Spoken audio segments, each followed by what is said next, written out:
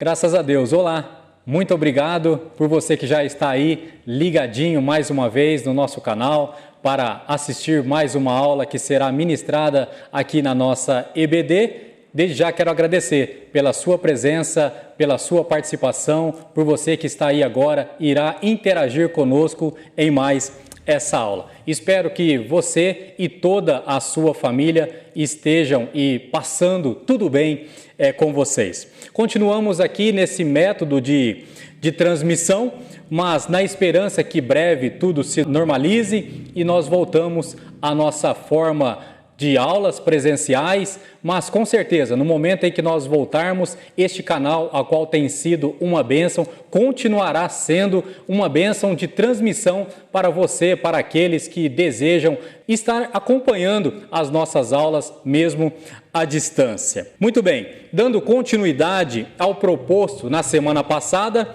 vamos para a nossa segunda parte, Fim dos Tempos, parte 2. Coronavírus é um sinal do fim dos tempos?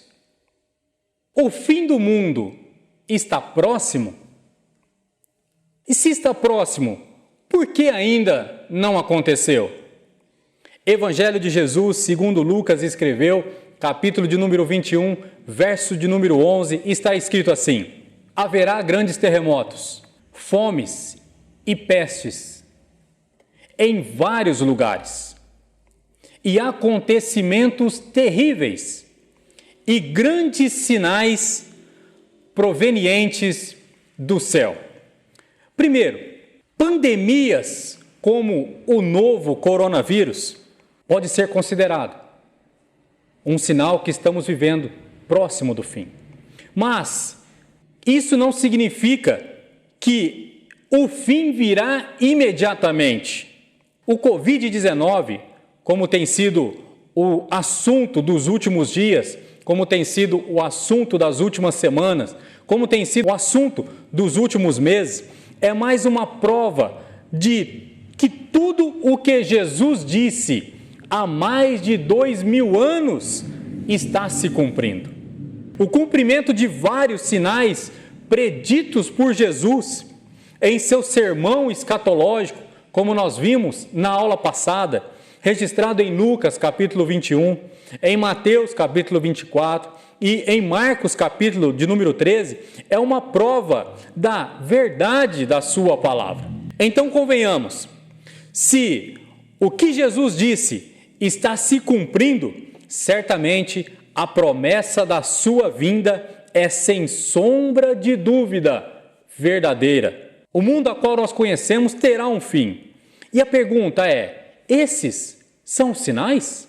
Esses servem para nos mostrar que o fim está próximo, mas não para definirmos uma data. Muitos querem ouvir da nossa boca que será essa semana, muitos querem ouvir da nossa boca que será esse mês, que será esse ano, que não passará mais alguns meses, que vai acontecer, que muitos estão querendo sair da nossa boca uma data. Mas, e os sinais? Eles servem para nos mostrar que está próximo, né? Mas não para definirmos uma data. Tudo indica, né? Alguns até se arriscam marcando datas e quebram a cara.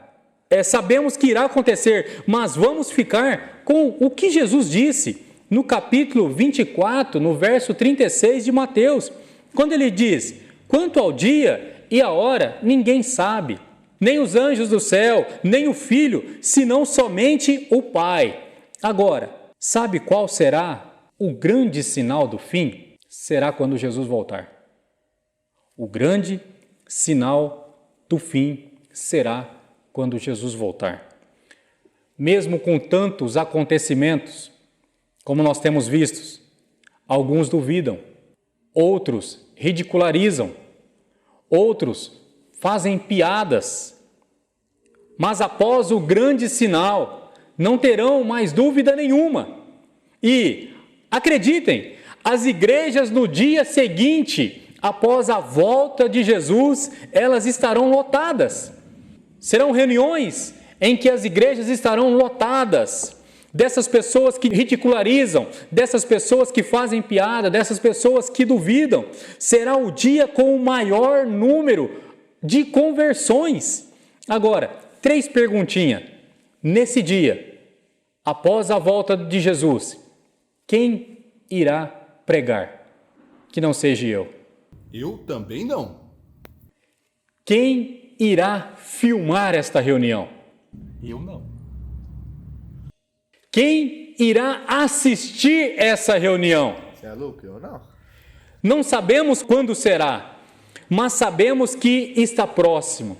Precisamos então estar o quê? Estar preparados. Primeira carta aos Tessalonicenses, Paulo, no capítulo 5, no verso 1 e verso número 2, ele diz o seguinte: irmãos, quanto ao tempo e épocas, não precisamos escrever-lhes, pois vocês mesmos sabem perfeitamente que o dia do Senhor virá como ladrão à noite. Como deve ser terrível para essas pessoas que são, de repente, surpreendidas. Talvez você já foi surpreendido alguma vez e você já deve ter sentido o desprazer que é passar por essa situação. E Paulo, ele diz aos Tessalonicenses que a vinda dele será assim. O dia do Senhor virá como um ladrão à noite. Isso nós precisamos entender. A nossa mente, ela é muito limitada em relação a tudo. A nossa mente, ela tem uma limitação em relação a tudo, inclusive muita limitação em relação ao tempo.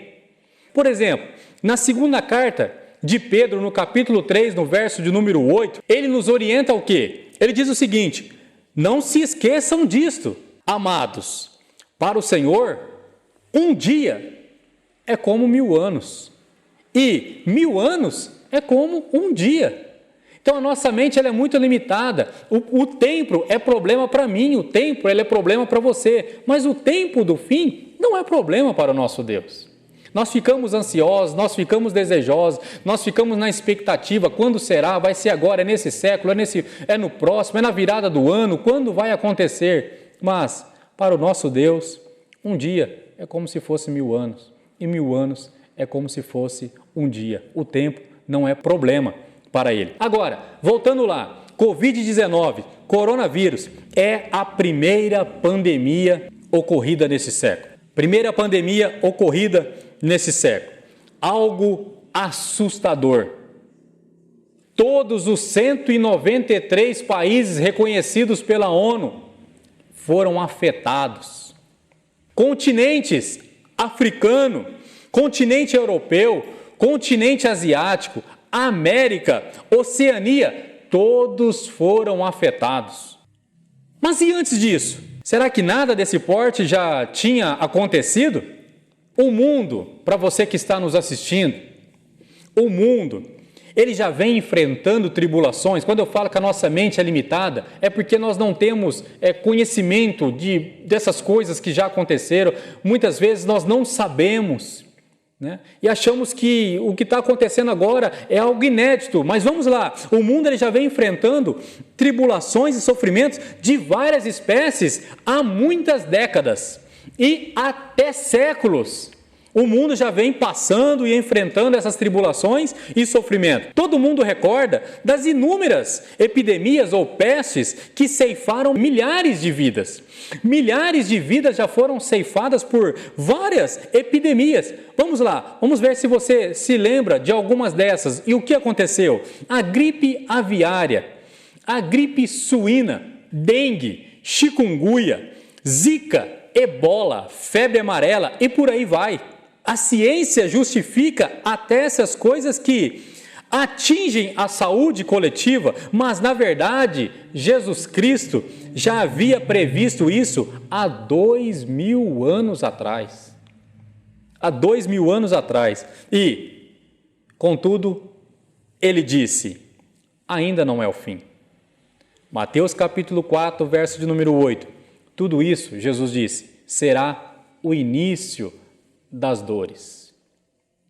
O início das dores. Aí você pode pegar, está aí agora do outro lado, e até questionar: mas pastor, concordo com tudo o que você disse, mas nessa proporção a qual nós estamos vendo os acontecimentos, isso é inédito. Será? Até o momento da gravação desta aula, a qual você está assistindo, 252 mil pessoas perderam as suas vidas. 252 mil pessoas perderam as suas vidas em decorrência dessa doença. É um número altíssimo. É um número assustador. Mas vamos lá. Você sabia que a gripe russa, no ano de 1889 até o ano de 1890, a gripe russa, ela teve 1.500.000 pessoas mortas. 1.500.000 pessoas morreram com a gripe russa. Você sabia que a gripe asiática, aquela que atingiu o mundo do ano de 1957 até 1958, você sabia que o número de vítimas fatais nessa foram de 2 milhões de pessoas? Você sabia que a gripe de Hong Kong, de 1968 a 1969, o número de vítimas fatais chegou a 3 milhões de pessoas? No dia da gravação desta aula, coronavírus, 252 mil pessoas. No século XX, a comunidade judaica foi vítima de uma das maiores atrocidades da história, o chamado Holocausto. O que aconteceu? O que aconteceu nesse? Você vai lembrar, o líder nazista Adolf Hitler, durante a Segunda Guerra Mundial, que durou ali de 1939 a 1945, ele levou ao campo de concentração e foi ali torturados e mortos 6 milhões de pessoas.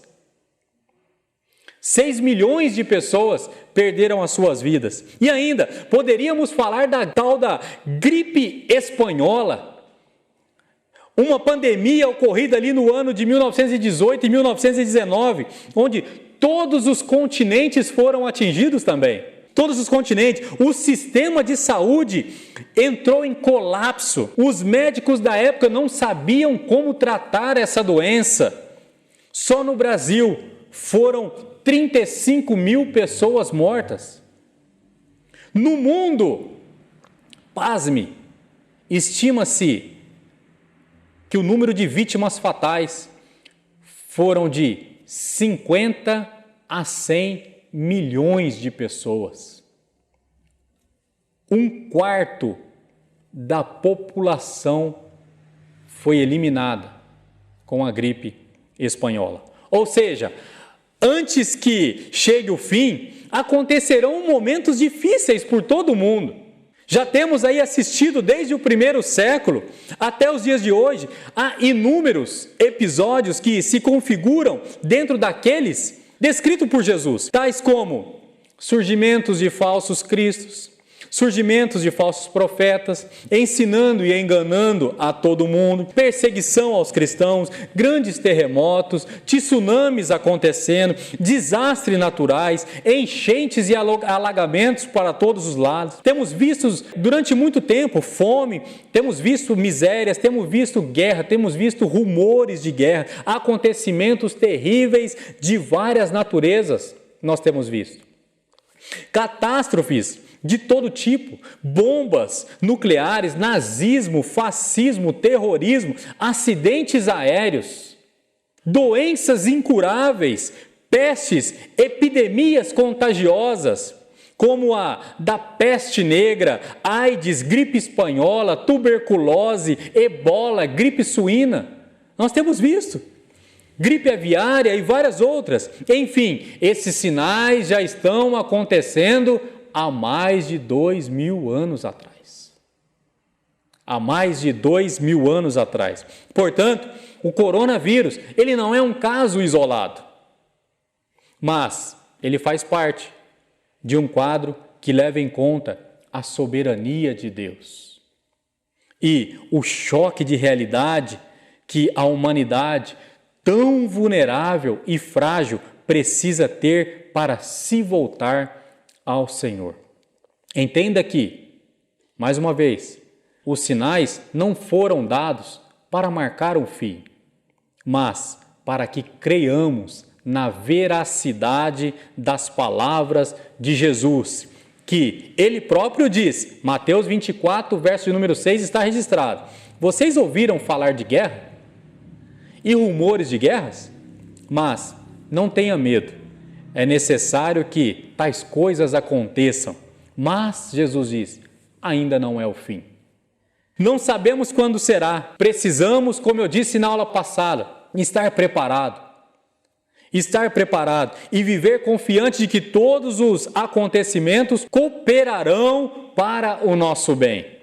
O coronavírus, ele tem gerado caos na saúde pública. O coronavírus, ele tem gerado caos na economia mundial. Mas podemos aprender muito com esse alarme da situação. Sim ou não? O momento é a oportunidade que temos de desenvolver a nossa fé. Não podemos confiar, não podemos acreditar em Deus somente quando as coisas estão dando tudo certo. Nós temos que continuar acreditando mesmo quando as coisas não estão dando como nós planejamos, como nós pensamos que seria. Nós temos que continuar confiando. É aí que nós demonstramos a nossa fé. São nesses momentos que nós demonstramos para as pessoas que nós continuamos fiel, continuamos perseverantes, crendo que Deus continua no controle de tudo e que Ele nunca perde o controle. As ameaças letais com o Covid-19 causam pânico, causam ansiedade em quase todo mundo. Isso muito provavelmente está relacionado a quê? Está relacionado ao medo da morte, está relacionado ao medo do sofrimento, ou até mesmo ao medo de enfrentar o desconhecido. Contudo, eu quero deixar para você uma reflexão, para vocês que estão assistindo essa aula, que conhecem e que amam a Deus. Eu quero deixar para você uma reflexão em relação a tudo isso. Não precisa temer o futuro. Pastor, como eu faço isso? Parando de olhar para as coisas e focando seus olhos naquele que controla todas as coisas. Como não temer, pastor? Se Paulo disse a Timóteo, em sua segunda carta, no capítulo 3, no verso de número 1, ele escreveu: saiba disso, nos últimos dias sobrevirão tempos terríveis. Como não temer? Eu te digo para você e afirmo, não precisa temer. Não precisamos temer porque conhecemos um Deus que a Bíblia descreve como aquele que conhece até quantos fios de cabelo você tem. Servimos a um Deus que a Bíblia descreve como aquele que as águas de todos os oceanos cabem na palma da sua mão. Servimos a um Deus que a Bíblia o descreve como aquele que mede o céu com a palma da mão.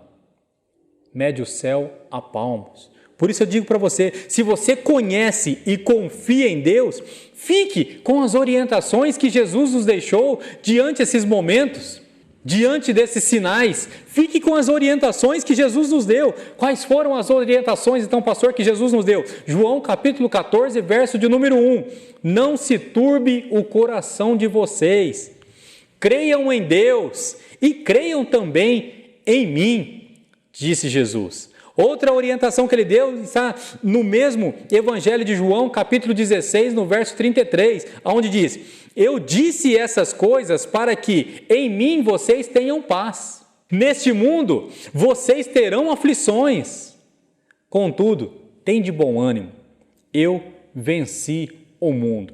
Ainda em João capítulo 14, no verso 27, ele diz: deixo a paz a vocês. A minha paz eu dou a vocês. Não a dou como o mundo dá. Não se turbe o vosso coração. Não tenham medo. E ainda, Mateus capítulo 28, verso de número 20, ele diz: e eu estarei com vocês todos os dias, até a consumação do século. É todos os dias. Sabe hoje que você está assistindo essa aula? Ele está com você. Sabe amanhã que você estará trabalhando? Ele também estará com você. Sabe durante a semana a qual você ficará ansioso, de repente, sem saber o que fazer? Ele também estará com você. Então não precisa temer. Não precisa temer diante dos sinais. Pastor, que postura então ter de frente dessas ameaças? Qual deve ser a minha postura diante dessas ameaças, diante desses sinais? Primeiro, postura cristã. Tenha postura cristã, postura equilibrada, postura sábia. Mantenha calma e fé diante dos acontecimentos, diante das circunstâncias adversas. Precisamos manter a nossa calma e manter a nossa fé. Reconheça que somos imperfeitos, reconheça que é imperfeito, reconheça que é pecador, reconheça que é frágil, reconheça a sua necessidade de Deus. Essa deve ser a sua postura. Reconheça que nós dependemos inteiramente de Deus, que somos inteiramente dependentes dele. Permaneça em oração, permaneça em leitura da palavra, confie na proteção e confie na provisão divina. Confie na provisão divina. O salmista disse: fui moço, agora eu sou velho, mas eu nunca vi um justo desamparado, nem a sua descendência mendigando pão. Ele está cuidando, ele continuará cuidando de todos nós. Demonstre amor pelo próximo. Essa deve ser uma postura também. Como? Condoa-se e interceda por aqueles que sofrem, tanto pelos doentes como pelos enlutados. Não tenha atitudes egoístas, não tenha atitudes mesquinhas. Cuida de você, mas cuide também do seu próximo. Cuide também dos outros. Não seja um risco para as pessoas mais vulneráveis. Não seja. Transmita a palavra de encorajamento. Transmita a palavra de esperança. Não tente a Deus em nome de uma fé ousada ou corajosa. Obedeça às orientações das autoridades da saúde. Atitude sábia. Não publique informações que causem pânico e ansiedade nas outras pessoas. Não faça isso. Aproveite para partilhar a fé, esperança e o amor de Deus a todos. A Bíblia nos afirma que Deus ele está presente e ajuda aqueles que confiam nele nesses momentos, em todos os momentos, inclusive nesse a qual nós estamos passando com esse sinal terrível. Isaías capítulo 41, verso de número 10. Por isso não tema, pois eu estou com você. Não tenha medo, pois eu sou o seu Deus. Eu o fortalecerei e o ajudarei. Eu o segurarei com a minha mão direita vitoriosa. Não se desespere, não tenha medo do porvir. Confie em Deus, esteja atento aos necessitados que estão ao seu redor. E lembre-se que a maior necessidade do ser humano é obter a salvação em Jesus Cristo. Pastor, por que o fim ainda não aconteceu? Se os sinais já foram aí de séculos, se desde 2000 anos atrás as coisas venham acontecendo, se nós achávamos que essa quantidade de pessoas já é um momento assustador, mas nós vimos que milhões já morreram com outras epidemias, com outras pandemias, milhões de pessoas já morreram diante de massacre nazista. Por que o fim ainda não aconteceu? E por que tanta demora? Lembre-se do que eu disse para você, a nossa mente ela é limitada em relação a tudo, inclusive em relação ao tempo. Se você for lá na segunda carta de Pedro, no capítulo 3, no verso de número 9, está registrado assim: o Senhor não demora em cumprir a sua promessa, como julgam alguns. Pelo contrário, Ele é paciente com vocês, não querendo que ninguém pereça, mas que todos cheguem ao arrependimento. O mundo ainda não acabou. Sabe por quê? Porque Deus é misericordioso. O mundo ainda não acabou porque Deus, Ele é misericordioso. Ele quer dar a todos uma segunda chance. Ele quer dar a todos uma nova oportunidade antes de trazer o julgamento. Sabe aquele parente seu que você não acredita, que você acha que esse aí não vai aceitar nunca? Deus quer dar uma chance para ele. Por isso que ainda não, tudo não terminou. Sabe aquele amigo seu que debocha, que ri de você, que duvida, que questiona? Sabe aquele amigo seu? Sabe por que o fim ainda não chegou? Porque Deus também quer dar uma chance para ele. Sabe aquele seu amigo de trabalho, sabe seu patrão, sabe seu vizinho, sabe aquele crente que diz que é, mas não é nada? Deus também quer dar uma segunda chance para eles. É por isso que ainda o fim não aconteceu. Pelo contrário, Ele é paciente com vocês, não querendo que ninguém pereça, mas que todos cheguem ao arrependimento. Conclusão: coronavírus é o sinal do fim? Coronavírus é um dos sinais, mas ainda não é o fim. Por que o mundo ainda não acabou? Porque Deus é bom e as suas misericórdias duram para sempre. Próxima aula, abordaremos: o dilúvio surpreendeu a geração de Noé. A geração do arrebatamento também será surpreendida. O arrebatamento da igreja, quem participará dele? E o que acontecerá com quem perder o arrebatamento? Com apoio técnico e com a produção de Alexandre Lima, com apoio técnico de Samuel e Nicolas Bueno, interpretando Libras, Jéssica Neve, nós ficamos por aqui. Que Deus te conceda uma semana de paz e até a próxima semana, se Jesus permitir.